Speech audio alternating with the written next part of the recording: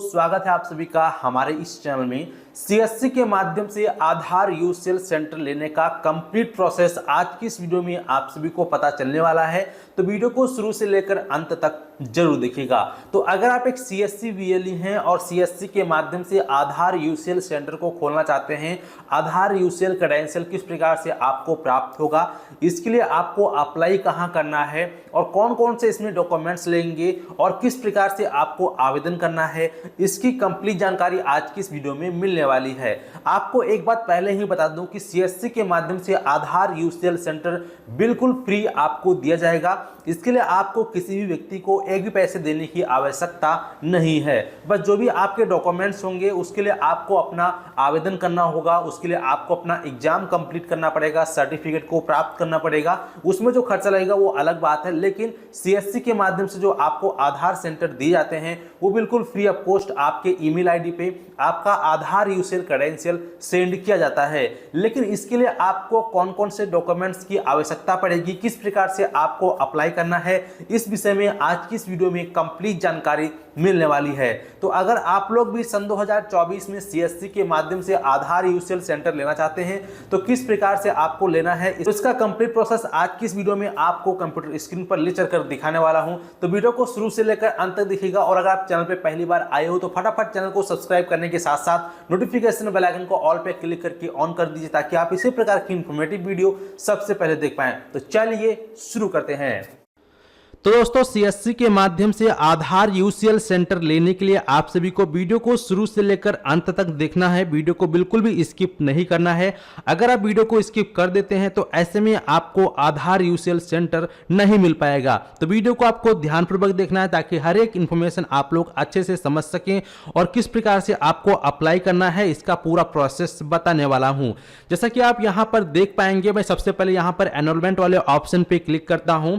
इसके बाद आपको देखिए सीएससी के माध्यम से आधार यूसीएल तो मिलेगा, साथ ही साथ अगर आप किसी और रजिस्ट्रार से संपर्क करते हैं जो कि आपको आधार का काम दिला सकता है, जैसे कि आपको पता है कुछ बैंक एजेंसीज हैं या रजिस्ट्रार हैं जो कि आप लोग को आधार का काम दिला सकते हैं। सबसे पहला नंबर यहां पर आता है सीएससी का। काफी सारे सीएससी वीएलई, अगर आप एक सीएससी आईडी धारक हैं, आपके पास सीएससी आईडी है, तो यहां पे आप देख पाएंगे अब तक का सबसे ज्यादा जो आधार यूसीएल सेंटर चल रहा है वो सीएससी के माध्यम से चल रहा है। सबसे ऊपर CSC e governance services India limited का यहां पर नाम आ रहा है। ठीक है, अब हम बात कर लेते हैं कि अगर आप एक सीएससी वीएलई हैं और सीएससी के माध्यम से आधार यूसीएल लेना चाहते हैं तो आपको क्या क्या करना है और कौन कौन से डॉक्यूमेंट्स आपको इकट्ठा करने हैं, क्योंकि आधार यूसीएल इतनी आसानी से नहीं मिलता, उसमें बहुत सारे डॉक्यूमेंट्स लगते हैं और हर किसी के पास इतनी आसानी से डॉक्यूमेंट्स भी नहीं आते हैं। तो उन डॉक्यूमेंट्स को किस प्रकार से आपको हासिल करना है, सबसे पहले हम इसके बारे में जानेंगे।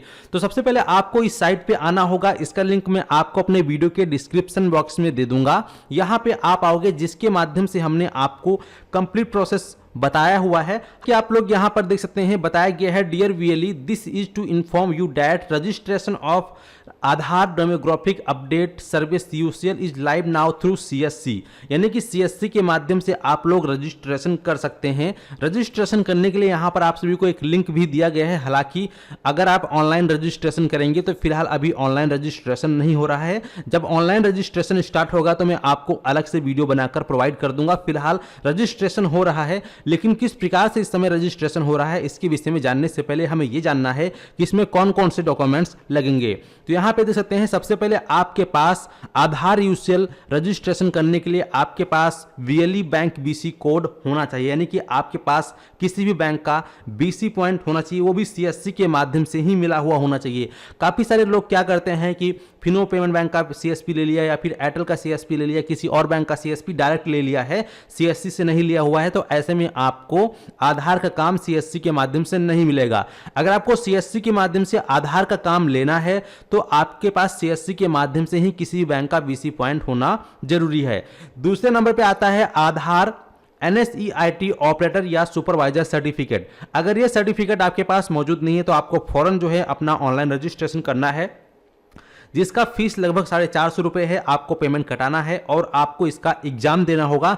एग्जाम देने के बाद आपके स्कोर के ऊपर डिपेंड करता है कि आपको ऑपरेटर सर्टिफिकेट मिलता है या सुपरवाइजर सर्टिफिकेट मिलता है। तो जो भी आपका सर्टिफिकेट एक होना चाहिए, चाहे ऑपरेटर या सुपरवाइजर जो भी सर्टिफिकेट है, एक आपके पास मौजूद होना चाहिए। अगर नहीं है तो फटाफट आप लोग रजिस्ट्रेशन करके ये सर्टिफिकेट हासिल कर लीजिए। तीसरा यहां पर है आपके पास पुलिस वेरिफिकेशन सर्टिफिकेट होना चाहिए, जो कि 3 महीने से ज़्यादा पुरानी नहीं होनी चाहिए। अगर आप आधार यूज से लेना चाहते हैं तो आपको सबसे पहले बैंक बीसी लेना है, उसके बाद आपको आधार सुपरवाइजर के लिए सर्टिफिकेट लेना है और इसके बाद फिर आपको अपना जो है पुलिस वेरिफिकेशन कराना होगा और उसका आपको सर्टिफिकेट लेना है, जो कि 3 महीने से पुराना नहीं होना चाहिए। अगर 3 महीने ज़्यादा पुराना है तो आपको नया अप्लाई कर देना है। इसके बाद फिर यहाँ पर आपके पास जो एक सेपरेट लैपटॉप या सिस्टम होना चाहिए जो कि लेटेस्ट वर्जन का हो, जिसमें कि TPM 2.0 जो है वो सपोर्ट होना चाहिए। ठीक है, बहुत पुराना लैपटॉप आपके पास नहीं होना चाहिए। इसके बाद यहाँ पर बताया गया है कि आपके पास एक मल्टी फंक्शन प्रिंटर होना चाहिए, यानी कि हर किसी के पास तो खैर प्रिंटर होता है, लेकिन यहाँ पे मल्टी फंक्शन प्रिंटर का मतलब ये है कि जब भी आप आधार अपडेट करेंगे किसी का, तो वहाँ पर जो भी आप स्कैन करके अपलोड करते हैं सारा वो कलर में ही होता है। तो इसीलिए आपके पास अच्छा से अच्छा एक प्रिंटर होना चाहिए ताकि आप अच्छे से काम कर पाएँ। अगर डॉक्यूमेंट आप अपलोड करेंगे ब्लैक एंड व्हाइट में या कुछ वहाँ पे एरर आया या ब्लर हुआ, तो ऐसे में आपका आधार यूजर जो मिला हुआ है वो जो है बंद होने के चांसेस हो जाते हैं, ब्लैक लिस्टेड हो जाते हैं, क्योंकि जब डॉक्यूमेंट रिजेक्शन ज़्यादा आता है तो ऐसे में आपकी आईडी को ब्लैकलिस्ट कर दिया जाता है। तो इसका आपको ध्यान रखना है। बाकी आपके पास फिंगरप्रिंट डिवाइस, RS डिवाइस तो होता ही होता है। ठीक है, CCTV कैमरा और ये सब तो आप जब मिलेगा तब भी लगवा सकते हैं, कोई इशू नहीं है। ब्रॉडबैंड कनेक्शन, हाँ, ये महत्वपूर्ण भूमिका निभाता है आपका ब्रॉडबैंड कनेक्शन, यानी कि स्टैटिक IP के बिना आप लोग आधार यूसेल ID को एक्टिवेट नहीं करवा सकते हैं। अगर आपका क्रेडेंशियल आ भी गया है तो आपको बिना स्टैटिक IP के आपका ID चालू नहीं होगा, तो आपको जो है एक ब्रॉडबैंड कनेक्शन लेना भी पड़ेगा। ठीक है,